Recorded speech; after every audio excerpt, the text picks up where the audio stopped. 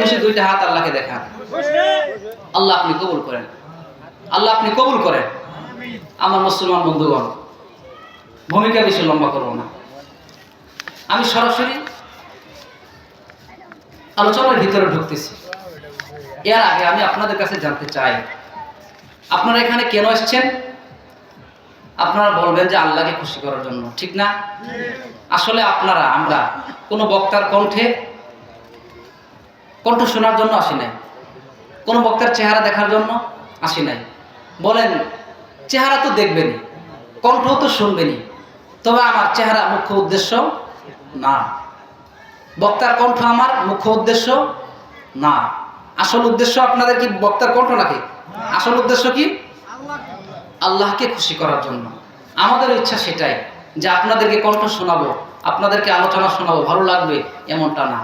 আমাদেরও ইচ্ছা, আমাদেরও তামান্না, আমাদেরও দিলের তামান্না হচ্ছে যে আল্লাহকে খুশি করা, যে আমরা আল্লাহর কথা বলে যাতে আল্লাহ তাআলা কাছে আমরা প্রিয় হতে পারি। আল্লাহ তাআলা যেন আমাকে মাফ করে দেন, আল্লাহ তাআলা যেন আমাকে তার বন্ধু বানায় নেন, এজন্যই কথা বলি। এজন্য সর্বপ্রথম আমি আপনাদের কাছে দোয়া চাই, আল্লাহ তাআলা যেন আপনাদের দোয়ার বরকতে এমন একটা দোয়া আপনারা আমার জন্য করবেন। শুধু আমি না, আমার বক্তা ভাই যারা আছে, আমার পরে যারা কথা বলবেন, আগে যারা বলেছেন, সকলের দিল থেকে যেন, আমার পরেও যারা বলবেন, তাদের জবান থেকে যেন আমার আল্লাহ এমন কিছু কথা বের করে দেন, যেই কথাগুলো right method of application to Quran and Hadith, যেই কথাগুলো নিরেট কোরআন এবং হাদিস অনুযায়ী হবে, এবং যেই কথাগুলোর উপর আমল করলে আমরা বক্তা এবং আপনারা শ্রোতারা সকলেই মিলেমিশে আল্লাহর তৈরি জান্নাতে যেতে পারি। সকলে এমন একটা দোয়া করা যাবে না? সকলে বলুন আল্লাহুম্মা আমিন, আর আওয়াজ করে বলেন আল্লাহুম্মা আমিন। আমার মুসলমান বন্ধুগণ, আমরা মুসলমান, কি বলেন? আমরা কি? আমরা মুসলমান। আবার আল্লাহ তাআলা কোরআনে বলছেন, মুসলমান না হয়ে তোমরা মারা যায় না। আল্লাহ তাআলা কোরআনুল কারীমের মধ্যে বলেন, ইয়া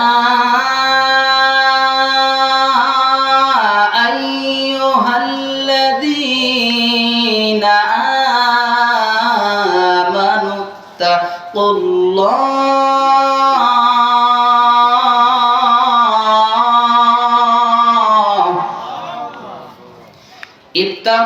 ইত্তাকুল্লাহা হাক্কা তুকাতিহি ওয়া লা তামুতুন্না ইল্লা ওয়া আনতুম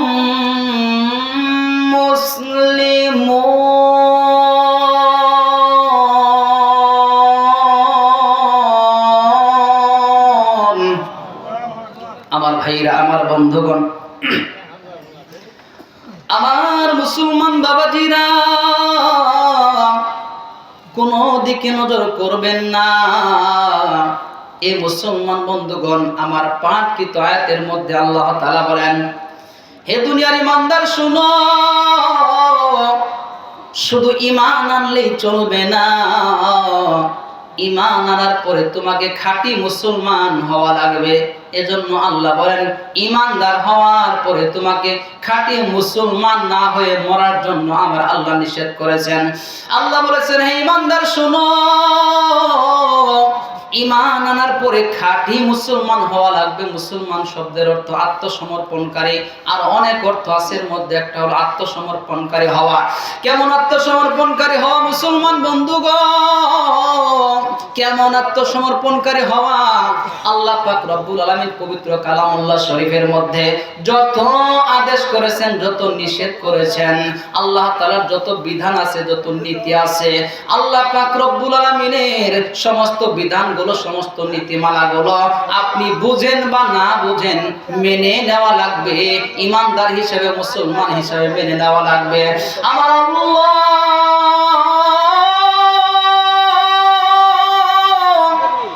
রব্বুল আলামিন যে কাজগুলো থেকে, যে কাজকর্ম থেকে আমাদেরকে নিষেধ করেছেন, ওই সকল নিষেধ থেকে আমাদেরকে বিরত থাকা লাগবে। আল্লাহর প্রতিটা হুকুম মানা এবং আল্লাহ তাআলার প্রত্যেকটা নিষেধ থেকে আপনাকে আমাকে দূরে সরে থাকার নাম হলো মুসলমান। এ মুসলমান বন্ধুগণ, কেমন আত্মসমর্পণ করলে আমার আল্লাহ পাক রব্বুল আলামিন আপনাকে দুনিয়াতেও সফলতা দান করবেন এবং মৃত্যুর পরে কবরেও আমার আল্লাহ আপনাকে শান্তি দান করবেন, জান্নাত দান করবেন। কিভাবে আত্মসমর্পণ করলে? এ মুসলমান, আমি প্রায় জায়গায় বলে থাকি, শুধু মুসলমান নামে মুসলমান হলে চলবে না, নাম কাওয়াস্তে মুসলমান হলে চলবে না। আসলে আমরা এখানে যারা আছে, আমাদের দেশে যারা আছে, 95% মুসলমানদের মধ্যে হলো ভেজাল। 5% থেকে 2, 3, 4, 5% মানুষ হলো নির্ভেজাল মুসলমান। আমরা কেমন ভেজাল মুসলমান? মুসলমান বন্ধুগণ, আমাদের মধ্যে কেমন ভেজাল? আমরা আসলে খাঁটি মুসলমান হইতে পারি নাই। আমরা হলাম বংশসূত্রে মুসলমান, আমরা হলাম জন্মসূত্রে মুসলমান। আমি যেই বংশে জন্মগ্রহণ করেছি, আমার বংশের মানুষ হলো মুসলমান, এজন্যই তো আমি মুসলমান। আমার বাবা মুসলমান, আমি আমার বাবার দিক থেকে মুসলমান। আমার মা মুসলিম, আমি আমার মার দিক থেকে আমি মুসলিম। কিন্তু মুসলমান বন্ধুগণ, আমি ছোট্ট মানুষ, আপনাদের বিবেকের মধ্যে, আপনাদের মেধার কাছে, বিবেকের কাছে আমি একটা প্রশ্ন করব। মুসলমান, এই কথাটা আমাদের সকলের বোঝা বড় জরুরি। এ মুসলমান বন্ধুগণ, পর্দার আড়ালের মা গো, এই কথাটা আপনিও খেয়াল করে শুনেন মা। এই পৃথিবীর জমিনে ডাক্তারের ঘরে জন্ম নিলে কি ডাক্তার হওয়া যায়? বলবেন না না না, ডাক্তার হওয়া যায় না। ডাক্তারের ঘরে জন্ম নিলেই ডাক্তার হওয়া যায় না, ডাক্তারি বিদ্যা অর্জন করা লাগে। ইঞ্জিনিয়ারের ঘরে জন্ম নিলে ইঞ্জিনিয়ার হওয়া যায় না, ইঞ্জিনিয়ারিত্ব অর্জন করা লাগে।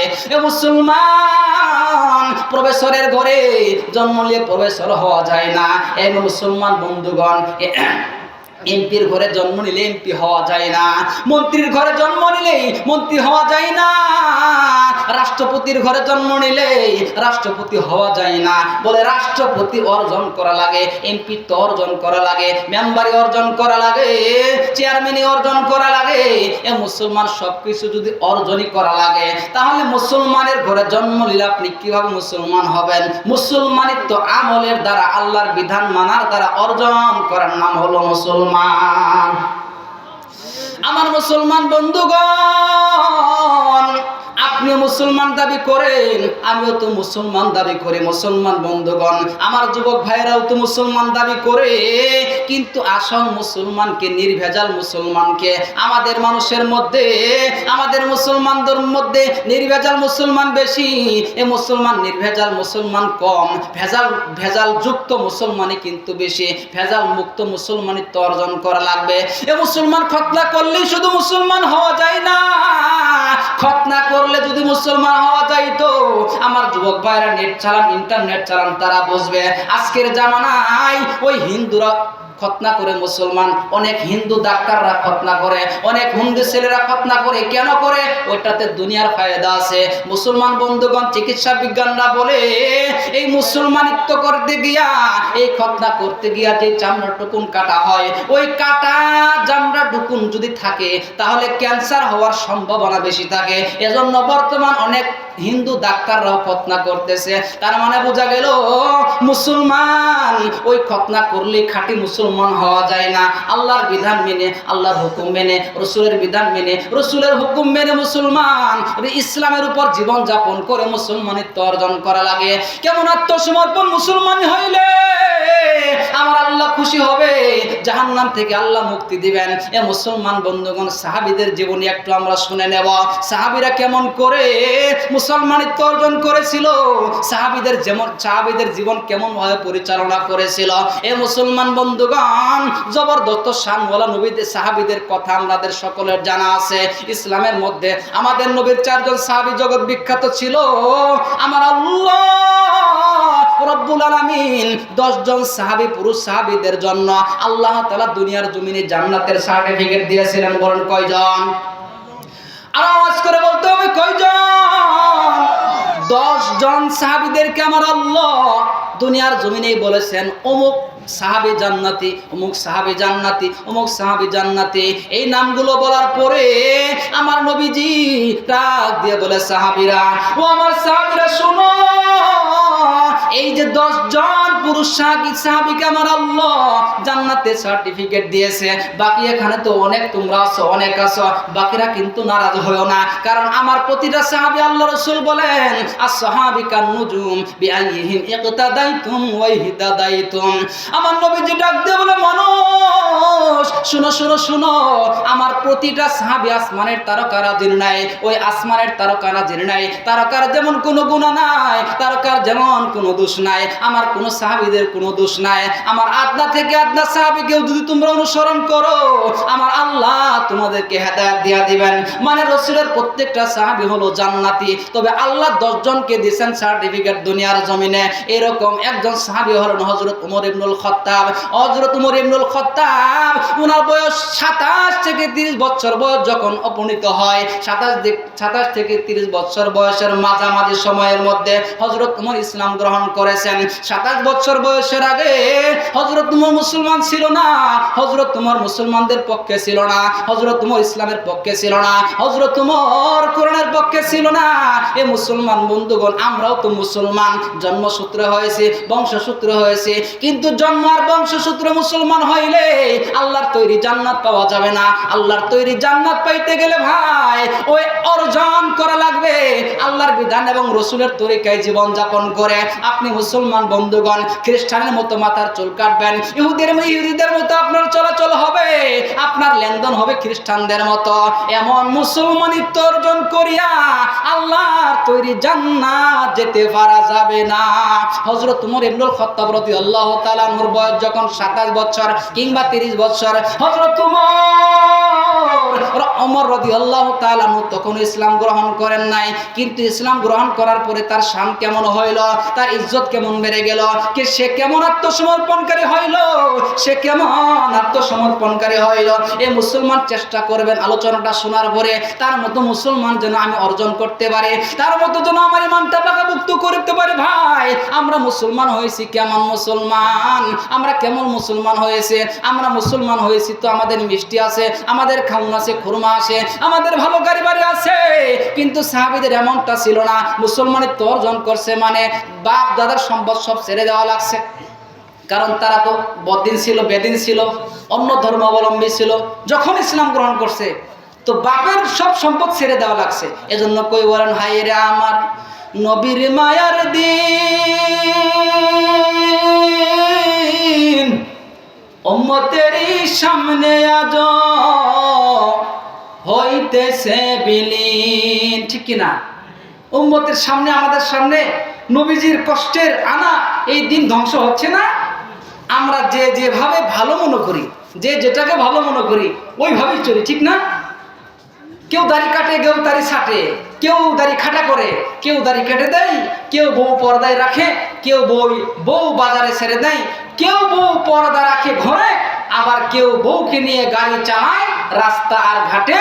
হ্যাঁ, মজা নেই রিক্সাওয়ালা, ভ্যানওয়ালা, এরকম দিন মজুরি যারা কাজ করে, রাস্তাঘাটে যারা চলে, সকল কৃষক, সকল আম পাবলিক তার বউয়ের চেহারা সৌন্দর্য দেখে মজা নেই। কাদের বউ বলেন? টুপিওয়ালা দাড়িওয়ালাদের বউ এরকম ভাবে চলে রাস্তায় চলে না। আমার ভাই আগে এই কথাগুলো বলছেন, মানবেন, বউকে পর্দায় রাখবেন, বিবিকে পর্দায় রাখবেন, মা যদি আপনার অধীনে থাকে মাকে পর্দায় রাখবেন। 15-16 বছর 10 বছরের উপরের মেয়েদেরকে, আপনার মেয়েকে আপনি পর্দায় রাখবেন। স্কুলে পড়ুক, কলেজে পড়ুক, ভার্সিটিতে পড়ুক, যেখানেই পড়ুক, আপনি হিজাব লাগাইয়া আপনার মেয়েটাকে পড়াশোনা করতে দেন, অসুবিধা হবে না। অসুবিধা আছে? অসুবিধা নাই তো। ইসলাম তো বলে না আপনার মেয়েকে কলেজে পড়ানো যাবে না। আপনি পড়ান, যদি ইসলামকে মেনটেন করে, ইসলামকে মেনে যদি করতে পারেন, অসুবিধা নেই তো। তবে বেপরদায় না। হাজি সাহেব, মেয়ের বয়স 18 বছর, হ্যাঁ, তারপরেও হাজি সাহেব মনে করে তার মেয়েটা এখনো ছোট, না বলে। যাই হোক, এদিকে আমি আলোচনা করবো না। আসলে 10-এর উপরে গেলেই মেয়েদেরকে পর্দা রাখতে হবে আমাদের দেশে। তো হযরত ওমর কেমন করে তারা ইসলামকে লালন করেছেন, আর আমাদের অবস্থাটা কি?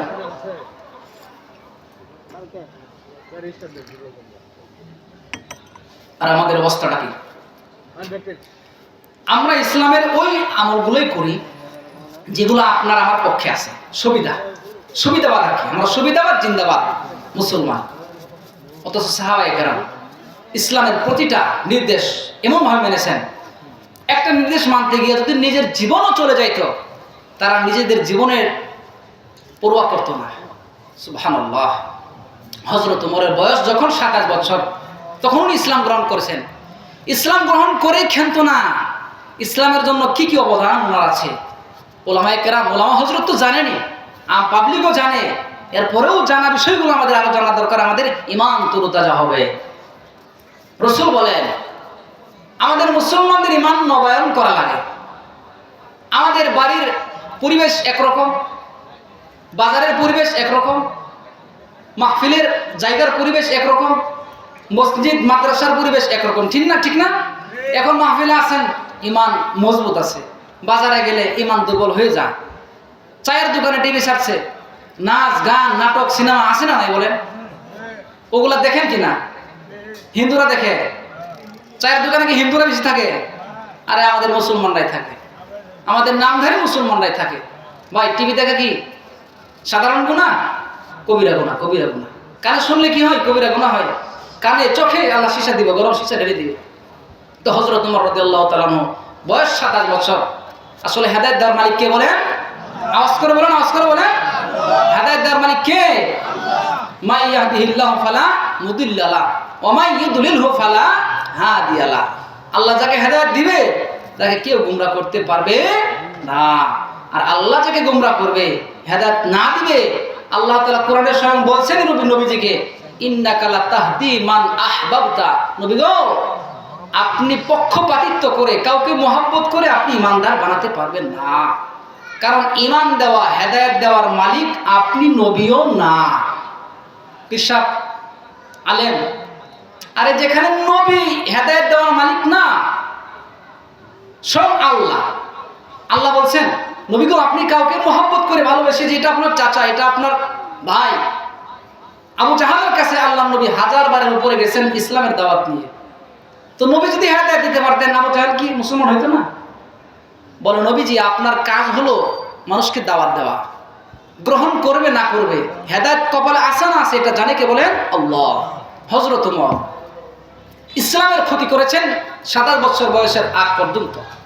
তো 27 বছর বয়স যখন তার উপনীত হয়, তখন আমার আপনার নবী, বিশ্ব নবী, সাইয়্যিদুল মুরসালিন নবী বলেন সাল্লাল্লাহু আলাইহি ওয়াসাল্লাম, 13 জন কিংবা 15 জন কিংবা 11 জন সাহাবীদেরকে নিয়ে আল্লাহর কাছে দোয়া করে, আল্লাহ, এই মক্কাতে 2টা ওমর আছে। খেয়াল করেন, খুব খেয়াল করেন।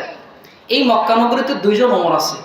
একজন ওমর ইবনুল খাত্তাব, আর একজন ওমর ইবনুল হিশাম।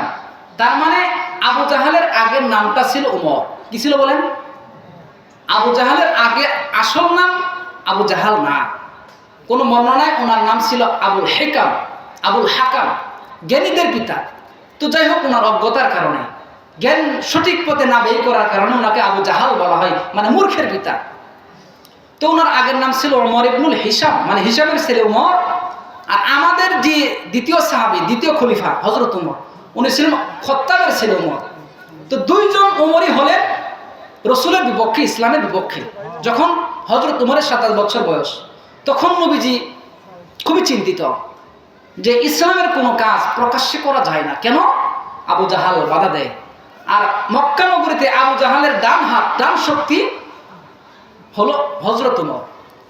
ওমরকে যেটা বলে আবু জাহাল, হযরত ওমর সেটাই করে ইসলাম গ্রহণ করার আগে। ঠিক ওইরকম একটা সিদ্ধান্ত তারা নেবে যে এই মক্কাতে আব্দুল্লাহর ছেলে মুহাম্মদ যেভাবে তার ধর্মের একাত্মবাদের দাওয়াত মানুষকে সমাজে দিচ্ছে, অদূর ভবিষ্যতে আমাদের বাপ দাদার ধর্ম এই পৃথিবীতে নিশ্চিহ্ন হয়ে যাবে। তো কি করা যায়? কিভাবে আব্দুল্লাহর ছেলে মুহাম্মদকে নিশ্চিহ্ন করা যায়? পরামর্শ বৈঠক চলছে। আবু জাহাল সেই মজলিসের লিডার, আবু জাহাল সেই মজলিসের প্রধান। তো প্রধান হয়ে বলছে, অনেক পরামর্শ আসলো, এক একজন এক একটা থিওরি দিল। কেউ বললো এটা করা হোক, কেউ বললো সেটা করা হোক, কেউ বললো হত্যা করা হোক, কেউ বললো রসুলকে এই দেশ থেকে দেশান্তরিত করা হোক। তো ফাইনাল হলো রসুলকে, আবু জাহাল বলল রসুলকে, আব্দুল্লাহর ছেলে মুহাম্মদকে, ভালো করে খেয়াল করে শুনে, আব্দুল্লাহর ছেলে মুহাম্মদকে জিন্দা, মৃত, তার কল্লা যে কেটে আমার আবু জাহাল বলতেছেন আমার সামনে আনতে পারবে, বলে নাউজুবিল্লাহ, তাকে পুরস্কৃত করা হবে। হযরত ওমর মজলিসে ছিলেন, মাথা নিচের দিকে দিছেন, এখন উপরের দিকে দিয়া বলে, আবু জাহাল লিডার, নেতা, আপনি আগে বলেন, যদি এই কাজ করতে রাজি হই দিবেন কি? বলল 300, কোন বর্ণনায় 100, 200, কোন বর্ণনায় 300 লাল উট পুরস্কার দেওয়ার কথা আবু জাহাল বললেন। এইবার হযরত ওমর বলে, আবু জাহাল আপনার কথার কাজের মিল নাই, সকালে যেটা বলেন দুপুরে ভুলে যান। আমাদের সমাজেও এরকম আছে না নাই? আছে না নাই? ঋণ নিল একেবারে খুব অসহায় অবস্থায়। এখন যদি আপনি এই পর্যায়ে হাসানার টাকাটা উঠাইতে যান, আপনি তখন তার কাছে এতিম হওয়া লাগে, সম্পর্ক নষ্ট হয়ে যায়। হয় কি হয় না? হারিকেন দিয়ে মাইকিং করে পাবেন, খুঁজে পাবেন না। বরং রাস্তাঘাটে যদি আপনি হঠাৎ দেখা, ভাই টাকাটা তো 1 মাসের টাইম দিয়ে নিছেন, 1 বছর হয়ে যাচ্ছে, টাকাটা দিবেন না, তখন দেখবেন উল্টা রিয়াকশন হবে। আপনাকে বলবে, ভাই ভালো করে বলা যায়, যেহেতু ভালো করে বলবে না, আপনাকে আরো হিট করে কথা বলবে। আছে না নাই? আছে, কথা কাজে মিল নাই। তো আবু জাহেলও ওরকমই ছিল, সকালে যেটা দুপুরে আরেকটা, সন্ধ্যায় যেটা পরের দিন ভুলে গেছে। হযরত ওমর বলে, আপনার কথা কাজে মিল নাই, এখন আপনি সাক্ষী দেন, আপনি দরখাস্ত লেখে সেই চিঠির মধ্যে সেই আমার আপনি সাক্ষী রেখে মানুষকে বলেন যে 300 লাল উট পুরস্কার দিবেন। আমার মুসলমান বন্ধুগণ গভীর মনোযোগ দেন। সেই কথা অনুযায়ী সাক্ষী রাখলেন, 300 লাল উট পুরস্কার দেব, বিনিময়ে যদি তুমি কল্লা কাটতে পারো। এইবার হযরত ওমরকে আবু জাহাল বলতেছেন, ওমর 300 লাল উট দিব, কিন্তু কাজটা তুমি কবে করে দিবা? হযরত ওমর বললেন, মুসলমান বন্ধুগণ, আমার ভাইরা, আমার বন্ধুগণ, এইবার হযরত ওমর রাদিয়াল্লাহু তাআলা আনহু ডাক দিয়ে বলে, আবু জাহাল 300 লাল উট পুরস্কার দিবানে আগে এই কথা ফাইনাল করো। বলে, আমার এই মাজলিসের ভিতরে যারা আছে তাদেরকে সাক্ষী রেখে আমি সাক্ষ্য দিলাম, তোমাকে এই কাজ করার বিনিময়ে আমি আবু জাহালের পক্ষ থেকে, রাষ্ট্রের পক্ষ থেকে 300 লাল উট পুরস্কার দেব। 300 লাল উট বর্তমান বাজারে ওই সময় যে দাম হইতো, আমাদের বর্তমান বাজারে কোটি কোটি টাকার চাইতেও বেশি হবে। ওই 300 লাল উট পুরস্কারের আশায় হযরত ওমর আমার আপনার নবীজি নয়নের মণি কলিজার টুকরা বিশ্ব নবী হাবিবুল্লাহকে কল্লা কাটার জন্য যাবে। সময় নিলেন 3 দিন। 3 দিনের মধ্যে আবু জাহালকে এই কল্লাটা পুরস্কার দেওয়া হবে এবং আবু জাহাল হযরত ওমরকে 300 লাল উট পুরস্কার দেবে। 3 দিনের প্রথম দিন চলতেছে, হযরত ওমর বাড়ির দিকে যায়। বাড়ির দিকে যাওয়ার পরে তার বিবিকে ডাক দিল, বিবি রে, এই বিবি দরজা খোলো, দরজা খোলো। এ বিবি, ওই ঘরের ভিতরে দেখো তাকিয়ার মধ্যে তাকে সুন্দর করে তরবারি সাজানো আছে, তলোয়ার সাজানো আছে, চাকু ছুরি সাজানো আছে। ওইখান থেকে একটা সুন্দর ধারালো একটা তরবারি আমার হাতে দাও। ওই তরবারি এইবার হযরত ওমরের হাতে তার বিবি ঘর থেকে এনে দিলেন। এইবার হযরত ওমর বলতেছে, বিবি রে, শুধু তরবারি দিলেই চলবে না, ওই যে আমার আলাদা একটা পার্সোনাল একটা রুম আছে, পার্সোনাল একটা ঘর আছে। ওই ঘরের মধ্যে বিভিন্ন বোতলের মধ্যে, তাকিয়ার মধ্যে সাজানো বিভিন্ন প্রজাতির সাপের বিষ বোতলের মধ্যে ভরা আছে। ওই সাপের বিষগুলোর মধ্যে একটা বোতল আছে, দেখো ওই বোতলের মধ্যে কিং কোবরা সাপের বিষ ভরা আছে। ওই কিং কোবরা সাপের বিষটা আমার হাতে এনে দাও। এইবার হযরত ওমরের স্ত্রী ওই বোতল থেকে বেছে কিং কোবরা সাপের বিষটা হযরত ওমরের হাতে তুলে দিলেন। হযরত ওমর ওই কিং কোবরা সাপের বোতলের মুখটা খুললেন। মুখটা খুলিয়া কোনো কিছুর মাধ্যমে, কোনো কিছুর সাহায্যে ওই বোতল থেকে কিং কোবরা সাপের বিষাক্ত ওই রস, ওই বিষগুলো বের করলেন এবং তরবারির এপাশ ওপাশ লাগাইতেছেন। এমন সময় বাজার হযরত ওমরের স্ত্রী ডাক দিয়ে বলে, স্বামী গো, বুঝলাম না এই তরবারি দিয়ে আপনি কি করবেন? আবার তরবারির এপিট ওপিট কেন আপনি বিষ মাখাইতেছেন? বলে, বিবি তুমি বুঝবা না। হযরত ওমরের স্ত্রী সারা নাসুর বান্দা বলে, স্বামী গো, একটু আমাকে আপনি বলেই দেখেন না, এই কাজ আপনি কেন করতেছেন? কেন আপনি এমন একটা আচরণ করতেছেন? কেন আপনি এমন ঘটনা আজকে করতেছেন? হযরত ওমর ডাক দিয়ে বলে, বিবি রে, তাহলে শোনো। ও বিবি রে, তাহলে মন দিয়ে বুঝে শুনো, এই যে তরবারিটা দেখতেছো বিষ মাখাইতেছে, এই বিষ মাখানোর কারণ হলো আজকে আমি আবু জাহেলের কাছে কথা দিয়েছি, এই তরবারি দিয়ে আমি আব্দুল্লাহর ছেলে মুহাম্মদের কল্লা দ্বিখণ্ডিত করব। ওই কল্লা নিয়ে আমি আবু জাহেলের কাছে দেব, বিনিময়ে আমাকে 300 লাল উট পুরস্কার দিবে। তখনও হযরত উমর ইসলাম গ্রহণ করেন নাই, তখনও হযরত উমরের স্ত্রী ইসলাম গ্রহণ করেন নাই। ইসলাম গ্রহণ না করলেও হযরত উমরের স্ত্রীর দিলের মধ্যে মানবতা ছিল, মায়া ছিল। হযরত উমরের স্ত্রী ডাক দিয়ে বলে, স্বামী গো, ও স্বামী, বুঝলাম না কেন আপনি আব্দুল্লাহর ছেলে মুহাম্মদের কল্লা কাটার জন্য এমন একটা কাজ আপনি হাতে নিলেন। বলে 300 লাল উট পুরস্কার নেব। বলে কেন আপনি এই কাজ করবেন? তার দোষ কি, তার অপরাধ কি? বলে তার অপরাধ হইল এই মক্কা নগরীতে আমাদের বাপ দাদার ধর্মের বিরুদ্ধে, আমাদের বাপ দাদার ধর্মের বিরুদ্ধে এমন একটা ধর্মের আবিষ্কার হযরত উমর বলতেছেন, এমন একটা ধর্মের আবিষ্কার মুহাম্মদ সাল্লাল্লাহু আলাইহি সাল্লাম করতেছেন, যেই ধর্ম আমাদের দেশে এমন ভাবে প্রচার হচ্ছে, যেই ধর্ম যেমন ভাবে মক্কা নগরীতে প্রচার হচ্ছে, অদূর ভবিষ্যতে এই মক্কা নগরীতে শুধু নয়, তাম পৃথিবীতে আমাদের ধর্ম নিশ্চিহ্ন হয়ে যাবে। এজন্য তাকে দুনিয়া থেকে বিদায় নেওয়ার জন্য আমি চেষ্টা করতেছি, আমি রাস্তায় হাঁটতেছি। হযরত উমরের স্ত্রী ডাক দিয়ে বলে, স্বামী গো, আপনি এমন কাজ করবেন না, এমন কাজ করবেন না। আমার জানা মতো এই মক্কা নগরীতে আমার এই বয়সে, আমার জিন্দেগিতে, আমার বয়সের মধ্যে আমি এই মক্কা নগরীতে এমন সুন্দর, এমন চরিত্রবান, আদর্শবান, এমন নম্র ভদ্র চেহারা, এমন নম্র ভদ্র আচার আচরণের মানুষ আমি আর জীবনে দেখি নাই। আপনি কেন এত সুন্দর মানুষটাকে আপনি মারতে যাবেন? বলে, বিবি রে, তুমি এটা বুঝবা না, যাও তোমার কাজ তুমি করো। এই মুসলমান একদিন চলে গেল, দিন চলে গেল, সন্ধ্যা ঘনিয়ে আসলো। সন্ধ্যা ঘনিয়ে আসার পর এই তরবারিটা হযরত উমর এক জায়গায় সুন্দর করে রেখে দিলেন। এক জায়গায় রাখার পরে রাত্রি যখন হয়ে যায়, হযরত উমর এক রুমের মধ্যে ঘুমায়া যায়, তার বিবি আরেক রুমের মধ্যে ঘুমায়া যায়। আমার আল্লাহ রব্বুল আলামিনের দরবারে আমার আপনার হাবিব বিশ্বনবী দোয়া করতেছে, মালিক আপনি মেহেরবানি করে মক্কার মধ্যে 2 জন উমর আছে, একজন উমরকে আপনি ইসলামের জন্য কবুল করেন, একজন উমরকে আপনি দ্বীনের জন্য কবুল করেন, একজন উমরকে আমি হযরত মুহাম্মদ রাসূলুল্লাহর পক্ষে আপনি কবুল করেন। আল্লাহ, একজন উমর যদি ইসলাম গ্রহণ করে, তাহলে আমি আব্দুল্লাহর ছেলে মুহাম্মদের পক্ষে ইসলাম প্রচার আর প্রসার করা সহজ হয়ে যাবে। বলে, কোন 2 জন উমর? আবু জাহাল একজন, আর একজন হলো হযরত উমর ইবনুল খাত্তাব। এই 2 উমরের জন্য আল্লাহ রাসূল দোয়া করতেছে।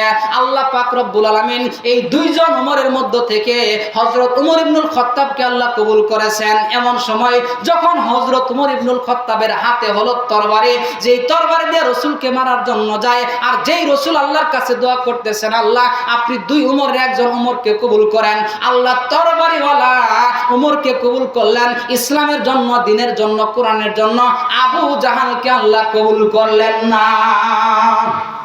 বলে কেন?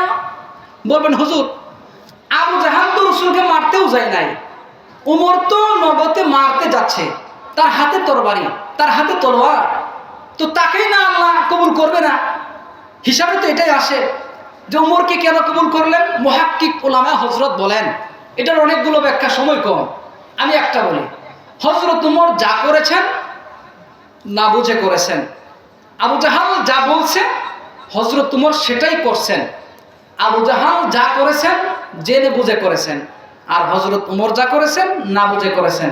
আমাদের দেশেও এটা ছিল, এখন আমাদের দেশে এখনো এগুলো আছে। নেতা যা বলে কর্মী তাই করে, আছে না? কর্মী সেটাই করেন, নেতা যেটা নির্দেশ করে। নেতা তার চেয়ার ছাড়ে না, চেয়ার থেকেই নির্দেশ করে, ওই জায়গায় যাও এটা করো, ওই জায়গায় যাও এটা করো। নেতা নির্দেশেই কর্মী কাজ করে, ঠিক না? তো আসল দোষী কি? আসল দোষী নেতা। তো কর্মীরও দোষ আছে, তবে এ করতেছে নেতার হুকুম মানতে গিয়া।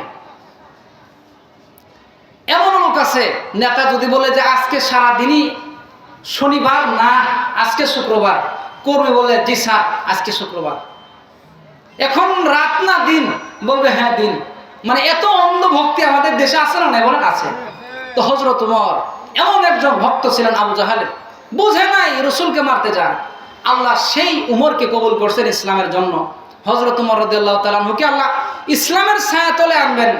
তো তো ইসলাম গ্রহণ করার আগে হযরত উমরের মাথার চুল ছিল বড় বড়, পোশাক জামা কাপড় এলোমেলো ছিল, নোংরা ছিল। তো আল্লাহ বলে ওমর কি ইসলামের জন্য কবুল করব? তো তার চেহারা সুরত কাপড় চোপড়ের অবস্থা তো ভালো না। ইসলামে প্রবেশ করার জন্য কিছু নিয়ম নীতি আছে না? আপনি সেনাবাহিনীর চাকরি করেন অথবা কোনো ডিপার্টমেন্টের চাকরি করেন, আপনি যেমন ইচ্ছা তেমন মাথার চুলের কাটিং করতে পারবেন? পারবেন না। প্রতিটা ডিপার্টমেন্টের সুনির্দিষ্ট একটা নিয়ম আছে না? তো আমাদের ইসলাম ধর্মেও মুসলমান যুবকেরা চুল কিভাবে কাটবে এটারও একটা দিক নির্দেশনা আছে না নাই বলেন? যদিও আমরা করি না এটা। আমাদের ছেলেরা এখন চুল কাটে নেইমারের মতো, চুল কাটে মেসির মতো, অথচ মেসি নেইমার আপনাকে আমাকে তো চিনেই না। আরে মেসি তো বাংলাদেশ নামে একটা দেশ আছে, এটাই কিছুদিন আগে চিনত না, আর মেসির জন্য আপনি পাগল জীবন দেন। আস্তাগফিরুল্লাহ। আমাদের মুসলমান ছেলেরা খেলা, বিশ্বকাপ খেলা আসলে জীবন দিয়ে দেয়, পতাকা ওড়ায়। এগুলো না জায়েজ, হারাম কাজ এগুলো। তারা তো খ্রিস্টান। আমার মুসলমান বন্ধুগণ, হযরত উমর রাত্রিবেলায় ঘুমাইতে গেলেন, স্বামী স্ত্রী দুইজন দুই রুমে। এইবার আমার আল্লাহ কুদরতি ভাবে জান্নাত থেকে একটা কেচি পাঠিয়ে দিলেন ফেরেশতার মাধ্যমে, যাও হযরত উমরের ঘুমের ঘরে উমরের মাথার চুল কেটে দাও, তাকে সুন্দর করে সুন্নত তরিকায় নিয়ে আসো, আগামীকালকে সে ইসলাম গ্রহণ করবে বলে। সুবহানাল্লাহ। আমার মুসলমান বন্ধুগণ, আমার ভাইরা, আমার বন্ধুগণ, রাত্রি বেলায় যখন ঘুমায় গেল হযরত উমর রাদিয়াল্লাহু তাআলা আনহু এক ঘরে এক বিছানায় এবং তার বিবি আর এক ঘরে আরেক বিছানায় ঘুমায় গেল। ঘুমের মধ্যে মুসলমান বন্ধুগণ, হযরত উমর রাদিয়াল্লাহু তাআলা আনহুর মাথার চুল জান্নাতি কেচি এসে জান্নাতের কেচি আসার পরে হযরত উমরের চুলখানা কেটে সুন্দর করে জান্নাতের কেচি আবার চলে যায়। পরের দিন যখন সকাল হইল মুসলমান, সকাল হওয়ার সঙ্গে সঙ্গে হযরত উমর রাদিয়াল্লাহু তাআলা আনহু মাথার মধ্যে হাত দিয়া দেখে হযরত উমরের মাথার আগের বাবরি চুল এখন আর এলোমেলো চুল এখন আর নাই। এবার হযরত উমর দরজা খুললেন। দরজা খোলার পরে ওই পাশের রুমে তার বিবির চাপকে ডাক দিয়ে বলেন, বিবি রে, দরজা খুলো, দরজা খুলো, দরজা খুলো। বলে কেন? বলে কি হয়েছে? বলে দিন হয়েছে, দরজা খুলো। এই যে দেখো আমার মাথার চুলের অবস্থা কে করলো আমার মাথার চুলের অবস্থা এরকম তো ছিল না। বলে আমি তো জানি না, আমি তো আলাদা একটা রুমে ঘুমাইছিলাম, আপনি তো আলাদা একটা রুমে ঘুমিয়েছিলেন, তাহলে আপনার মাথার চুল কে কেটেছে আমি কেমনে করে বলবো? এইবার হযরত উমর যখন রাগান্বিত অবস্থায় তার বিবি সাহেবকে বারবার বলে, তার বিবি ডাক দিয়ে বলে, স্বামী গো, এটা আমি জানি না, তবে আমার মন কয়, আমার দিল সাক্ষী দেয়, এই যে আপনার ভালো মাথার বাবরি চুলগুলো কেটে সুন্দরভাবে চুল বানায় দিল, এইটা সাধারণ কোনো মানুষের কাজ নয়, এটা আমার মনে হয় আব্দুল্লাহর ছেলে মুহাম্মদের আল্লাহ পাক রব্বুল আলামিনের কাজ। চিল্লা বলেন সুবহানাল্লাহ। এই কথা বলার সঙ্গে সঙ্গে ভাই গো, হযরত উমরের বিবি এই কথা বলার সঙ্গে সঙ্গে হযরত উমর রাগান্বিত হয়ে ওই তরবারিটা হাতে নিয়ে রাস্তায় হাঁটতেছেন। আল্লাহর নবীকে হত্যা করার জন্য যাচ্ছেন, আল্লাহর নবীকে কতল করার জন্য যাবে। যখন রাস্তা দিয়ে হাঁটতেছেন নবীজির বাড়িতে যাবে, নবীজিকে দ্বিখণ্ডিত করবে, নবীজিকে কতল করবে, এমন সময় মুসলমান বন্ধুগণ হযরত উমর যখন রাস্তার প্রতি মধ্যে গেলেন, হাঁটতেছেন, হযরত উমর বিশ্বনবীর বাড়িতে যাবেন, এমন সময় হযরত উমর রাদিয়াল্লাহু তাআলা আনহু এমন একজন লোকের সঙ্গে সাক্ষাৎ হয়ে গেল। কিতাবের মধ্যে আছে লোকটার নাম হলো হযরত নাঈম। হযরত নাঈমের সঙ্গে সাক্ষাৎ হইল। হযরত নাঈম ছিল হযরত উমরের বাল্য বন্ধু, ছোটবেলার বন্ধু। ওই বন্ধুর সঙ্গে সাক্ষাৎ হয়ে গেল। এইবার বন্ধুটাকে তাকে ডাক দিয়ে বলতেছেন, বন্ধু শুনে নেন, আপনি এমন রাগান্বিত অবস্থায় হাতে তরবারি নিয়ে কোথায় যান? বলে এমন একটা সিচুয়েশন পরিবেশ হয়ে গেল। হযরত উমরকে যখন এইভাবে বলতেছে, হযরত উমর বলে, বন্ধু তুমি রাস্তা ছেড়ে দাও, আমি আব্দুল্লাহর ছেলে মুহাম্মদের কল্লা কাটার জন্য যাই। বলে তার অপরাধ কি, তার দোষ কি, তার অপরাধটা কি? বলে তার অপরাধ হলো সে তাওহীদের দাওয়াত মানুষকে দেয়, মানুষকে মুসলমান বানাইতেছে, এটাই তার অপরাধ। এইবার তার বন্ধু নাঈমকে হযরত উমর ডাক দিয়ে বলে, বন্ধু শোনো, বন্ধু শোনো, বন্ধু শোনো, শোনো। হযরত নাঈম বলতেছেন, বন্ধু ইসলাম গ্রহণ করা, তাওহীদের পক্ষে কথা বলা, ইসলামের পক্ষে কথা বলা যদি অপরাধ হয়, আর এই অপরাধে যদি তুমি হযরত মুহাম্মদুর রাসূলুল্লাহকে হত্যা করার জন্য যাও, তাহলে বন্ধু শুনো, এই অপরাধী তোমার আপন বোন ফাতিমা এবং তোমার ভগ্নিপতি এবং তোমার আপন বোন ফাতিমা, তারা তো ইসলাম গ্রহণ করেছে। যদি ইসলাম গ্রহণ করার অপরাধে তুমি রাসূলকে মারতে যাও, তাহলে এই অপরাধে আগে মারা লাগবে তোমার ঘরের তোমার বোন এবং তোমার ভগ্নিপতিকে। এবার হযরত ওমর বলে যে বন্ধু তোমার কথা যদি সত্য হয়, তাহলে তো আমি আমার বোনের বিচার করবই, আর যদি মিথ্যা হয় তাহলে আমি কিন্তু তোমার কল্লা দ্বিখণ্ডিত করব। বলে ঠিক আছে, তুমি আগে তোমার বাড়ির খবর নাও। মুসলমান বন্ধুগণ, ইতিহাস কিন্তু লম্বা। হযরত ওমর কেমন করে ইসলাম গ্রহণ করেন আমি সংক্ষেপে বলে দিচ্ছি। এইবার হযরত ওমর তার বোনের বাড়িতে গেলেন। তার বোনের বাড়িতে যাওয়ার পরে শুনতেছেন তার বোন ফাতিমা কোরআন থেকে তেলাওয়াত করতেছেন সূরা তাহা। আমি শুরুতে আমার খুতবার মধ্যে সেই সূরাটাই পড়েছিলাম। হযরত ফাতিমা মানে তার বোন, আল্লাহর রাসূলের এক কন্যার নামও ছিল ফাতিমা, আবার হযরত ওমরের বোনের নামও ছিল ফাতিমা। তো হযরত ফাতিমা কোরআন তেলাওয়াত করতেছিলেন সূরা তাহা। তো সেখানে যাওয়ার পরে অনেক কথা, অনেক ঘটনা ওখানে ঘটে গেল। হযরত ওমর তার বোন এবং তার ভগ্নিপতিকে অনেক মারধর, অনেক কষ্ট দিয়েছে। শেষ পর্যন্ত তার বোন বলতেছে, ভাই জীবনও যদি চলে যায় তবু কোরআন ছাড়বো না, ইসলাম ছাড়বো না, এই কালেমা ছাড়বো না। তখন হযরত ওমর ডাক দিয়ে বলে, বোন এটা কোন কালিমা, এটা কেমন কালিমা, এটা কেমন ধর্ম, এটা কেমন ইসলাম তুমি গ্রহণ করেছো যে তোমার জীবন যদি চলে যায় তবু তুমি কালিমা ছাড়বে না? তাহলে এই কালিমা, এই কোরআন, যে কোরআন তোমার জীবন গেলেও ছাড়বে না, এই কোরআনটা আমাকে একটু পড়ে শোনাও। এইবার হযরত ওমরের বোন তাকে কোরআন তেলাওয়াত করে শোনাইলেন। কোরআন তেলাওয়াত শোনার সঙ্গে সঙ্গে হযরত ওমরের দিলটা নরম হয়ে গেল। হযরত ওমরের পাথরের দিলটা নরম হয়ে গেল, পানির মতো গলে গলে তার অন্তরটা একেবারে ইসলামের জন্য পাগল হয়ে গেল। এইবার হযরত ওমর তার বোনকে ডাক দিয়ে বলে, বোন আমার ফাতিমা, যেই কোরআন তুমি পড়েছ, যেই কোরআনের পক্ষে তুমি কথা বলেছ, ওই কোরআনটা আমি ওমরকে পড়া দাও, ওই কোরআনটা আমি ওমরের হাতে দাও। এইবার বোনটাকে ডাক দিয়ে বলে, ভাই গো, এই কোরআন পড়তে গেলে তোমার ওযু করা লাগবে, তোমার গোসল করা লাগবে, নাপাক অবস্থায় এই কোরআন ধরা যাবে না, এই কোরআন পড়া যাবে না। এই কোরআন ধরতে গেলে, পড়তে গেলে তোমাকে নাপাকি দূর করা লাগবে। এইবার হযরত ওমরকে বোন ফাতিমা ওযু শিখাইতেছেন, গোসল শিখাইতেছেন।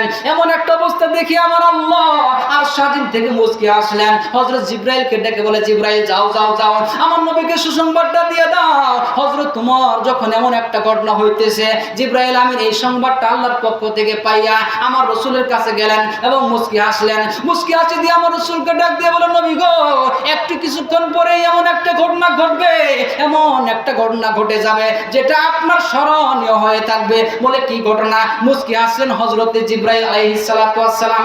ঘটনা শোনার পরে হযরত রাসূল সাল্লাল্লাহু আলাইহি ওয়াসাল্লাম মুচকি আসলেন। বলেন ঘটনা কি? বলে এই দুনিয়ার জমিনে এমন একটা ঘটনা কিছুক্ষণ পরে হতে যাচ্ছে যে হযরত ওমরকে তার আপন বোন ওযু শিখাইতেছে, গোসল শিখাইতেছে। বলে কেন কেন? বলে হযরত ওমর ওই ধর্ম আর রাখবে না, ওই ধর্মে আর থাকবে না যেই ধর্ম থাকলে আগুনকে পূজা করা লাগে, যেই ধর্মে থাকলে সূর্যকে পূজা করা লাগে, যেই ধর্ম থাকলে জাহান্নামে যাওয়া লাগবে, ওই ধর্মে হযরত ওমর থাকবে না।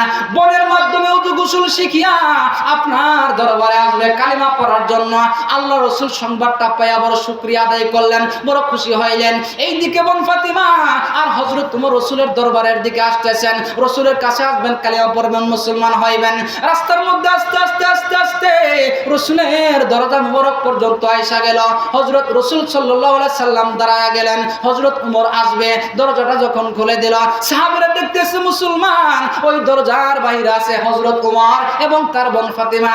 সাহাবীরা এখন সাহাবীদের ভিতরে কম্পন শুরু হয়ে গেল, সাহাবীদের ভিতরে চিন্তা শুরু হয়ে গেল, আল্লাহ এখন না জানি কেমন ঘটনা ঘটবে। কারণ সাহাবীরা তো মনের খবর জানে না, সাহাবীরা তো গায়েব জানে না। জিবরাইল আমিন রাসূলকে জানাইছেন, এজন্য তো রাসূল জানে যে সে আমাদেরকে মারার জন্য আসতেছে না, সে ইসলাম গ্রহণ করার জন্য আসতেছে। সাহাবীরা তো এই ঘটনা জানে না। দরজাটা খুলে দেওয়ার সঙ্গে সঙ্গে সাহাবীদের মধ্যে একটা কান্নার রোল ঝরে গেল। সাহাবীদের মধ্যে ভয়ের একটা কাজ শুরু হয়ে গেল। কি বলে, কি ভয়? সাহাবীদেরকে মারবে, সাহাবীদেরকে হুমকি ধামকি করবে এমন না, বলে আমাদের জীবনের কোনো ভয় নাই, আমাদের ভয় হয় না জানি হযরত উমর রাসূলকে আঘাত করবে, না জানি হযরত উমর রাসূলকে কষ্ট দেবে। রাসূল এজন্য বলেন লা ইউমিনু আহাদুকুম হাত্তা আকুনা হাব্বা ইলাইহি মিন ওয়ালিদিহি ওয়া ওয়ালাদিহি ওয়ান নাসি আজমাইন। আমার মুসলমান বন্ধুগণ, সাহাবীরা ইসলামকে ভালোবেসেছেন তো জীবনের চাইতে বেশি, সাহাবীরা রাসূলকে ভালোবেসেছেন তো জীবনের চাইতে বেশি, সন্তানের চাইতে বেশি, মা বাবার চাইতে বেশি, জীবনের চাইতেও বেশি ভালোবেসেছেন সাহাবীরা নবীজিকে। এইবার সাহাবীরা তো কান্না শুরু করে দিয়েছে। আহারে, কিছুক্ষণ পর তো এখানে কারবালার ঘটনা ঘটে যাবে, কিছুক্ষণ পর তো এখানে বিরাট একটা কিছু হয়ে যাবে, না জানি উমর আজকে কি ঘটনা ঘটাইবে। হযরত উমর দরজা খুলে দেওয়ার সঙ্গে সঙ্গে আস্তে আস্তে হাতে কিন্তু তরবারিটা আছে, হাতে কিন্তু তরবারি নিয়ে আগাইতেছে। সাহাবীরা ভয়ে কাতরাচ্ছেন, আল্লাহর রাসূল আগাইতেছে, হযরত উমর আগাইতেছে, আল্লাহর রাসূল আগায়, হযরত উমর আগায়। আগাইতে মুসলমান যখন হযরত উমর এবং আল্লাহর রাসূল কাছাকাছি আসলেন, হযরত উমর তরবারিটা বিশ্বনবীর পায়ের কাছে রাখলেন, পা দুইটা জড়ায় ধরলেন, বুকের মধ্যে আঞ্জায় নিলেন এবং ডাক দিয়ে বলেন, নবী গো, জীবনে অনেক ভুল করেছি, জীবনে অনেক ভুল করেছি। এই যে দেখেন তরবারিটা, এই তরবারিটা নিয়ে হুজুর আমি আপনাকে মারার জন্য আসতেছিলাম, কিন্তু আমার বুঝে এসেছে আপনার ধর্মটাই সঠিক, আপনার দিনটাই সঠিক, আপনি সঠিক পথে আছেন রাসূল। ইয়া রাসূলুল্লাহ, আপনি দেন আমাকে কালিমা পড়ায়া দেন, আমাকে মুসলমান বানায়া দেন, আমি মুসলমান হয়ে যেতে চাই, আমি আর অন্য ধর্ম অবলম্বন করতে চাই না। আল্লাহর রাসূল তাকে বুকে আঞ্জায় নিলেন, কালিমা পড়া মুসলমান বানায়া দিলেন। এইবার হযরত উমর বলে, হুজুর আমি তো ভুল করেছি, তরবারি নিয়ে আপনাকে মারার জন্য আসতেছিলাম, এই তরবারি আপনি হাতে নেন, এই তরবারিটা নিয়ে আপনি নবী, আপনি আমাকে কতল করে দেন। এইবার নবীজি সেটা করলেন না, ক্ষমা করে দিলেন। নবীজি তার হাতে হাত রাখিয়া, হযরত উমর নবীজির হাতে হাত রাখিয়া হযরত উমরকে কালিমা পড়া দিলেন, লা ইলাহা ইল্লাল্লাহু মুহাম্মাদুর রাসূলুল্লাহ সাল্লাল্লাহু আলাইহি ওয়াসাল্লাম। আমার মুসলমান বন্ধুগণ, হযরত উমর যখন 2 মিনিট বলে শেষ করব, হযরত উমর যখন ইসলাম গ্রহণ করলেন, হযরত উমর বললেন, নবীজি এখন থেকে ইসলামের কাজগুলো আর গোপনে না, এখন থেকে ইসলামের যত বিধিবিধান আছে যেগুলো প্রকাশ্যে করার সেগুলো প্রকাশ্যেই করব। আপনি অনুমতি দেন, আমি মক্কাতে এলান করে দিব, আজকে থেকে আমরা নামাজ পড়বো তো আর গোপনে না, আজকে থেকে কোরআনের তেলাওয়াত করব আর গোপনে না, আমরা ইসলামের কাজগুলো ওপেনলি আমরা গোপনে আর করবো না, প্রকাশ্যে করব। নবীজি আপনি আমাকে অনুমতি দেন। হযরত উমর এলান করে দিলেন, আজকে থেকে ইসলামের কাজ চলবে তো প্রকাশ্যে, গোপনে আর চলবে না। যদি কেউ বাধা দাও তাহলে মনে রেখো আমি ওমর বেঁচে থাকবো তো ইসলামের কাজে বাধা দিবা, এটা হতে পারে না। যদি এমনটা হয় যে কেউ তার বিবিকে বিধবা করতে চাও, কেউ তার সন্তানকে এতিম করতে চাও, কেউ তার বাবাকে সন্তান হারা করতে চাও, তাহলে আমাদের ইসলামের কাজে বাধা দিবা। মুসলমান বন্ধুগণ, রাসূল বলেন, হযরত উমর ইসলাম গ্রহণ করার পর থেকে সাহাবায়ে কেরাম প্রকাশ্যে এখন আস্তে আস্তে ইসলামের কাজগুলো করা শুরু করে দিলেন। তো হযরত উমর ইসলাম গ্রহণ করার পরে ইসলামের জন্য কেমন হয়েছে যে জীবন চলে যাবে, ইসলাম ছাড়বে না। আমার মুসলমান বন্ধুগণ, আমাদেরও যেন ইমানটা এমন হয়, শুধু চায়ের দোকানে গেলে, শুধু মাদ্রাসায় গেলে, মসজিদে গেলে আমাদের ইমান ঠিক আছে, মসজিদ থেকে বের হইলাম তো আমাদের ইমান ঠিক নাই। ভাই, এই নির্বাচনের সময় একটা লাল চায়ের জন্য ইমান বিক্রি করে দেয়। এ মুসলমান বন্ধুগণ, বাজারে গেলে নাচ গান, টিভি, সিনেমা, প্রতিটা ঘরে ঘরে আমাদের টিভি আছে, প্রতিটা ঘরে ঘরে আমাদের গুনাহ হয়, আমাদের মা বোনদের নিরাপত্তা নাই, আমাদের নিজেদেরও তো নিরাপত্তা নাই। মুসলমান, এজন্য সঠিক ইসলাম যখন আমরা মানবো, সঠিক ইসলামের পথে যখন আমরা চলবো, তখন আমাদের জীবন নিরাপদ, আমাদের মা বোনদের জীবন নিরাপদ, দুনিয়াতেও শান্তি আর শান্তি, পরকালেও আল্লাহ তাআলা নাজাত দিবেন, জাহান্নাম থেকে মুক্তি দিয়ে জান্নাত দিবেন। আল্লাহ তাআলা আমাদের সকলকে, মা বোন এবং আমার সামনে যারা আছেন সকলকে আল্লাহ তাআলা আমাদের অতীত জীবনের সকল গুনাহ খাতাগুলো ক্ষমা করে দেন। আল্লাহ তাআলা আমাদের মৃত্যু পর্যন্ত ইসলামের পক্ষে, ইসলামের উপর অটল অবিচল থাকার তৌফিক দান করুন। সকলে আল্লাহুম্মা আমিন। ওয়া আখিরু দাওয়ানা আনিল হামদুলিল্লাহি রাব্বিল আলামিন। আসসালামু আলাইকুম ওয়া রাহমাতুল্লাহি ওয়া বারাকাতুহু।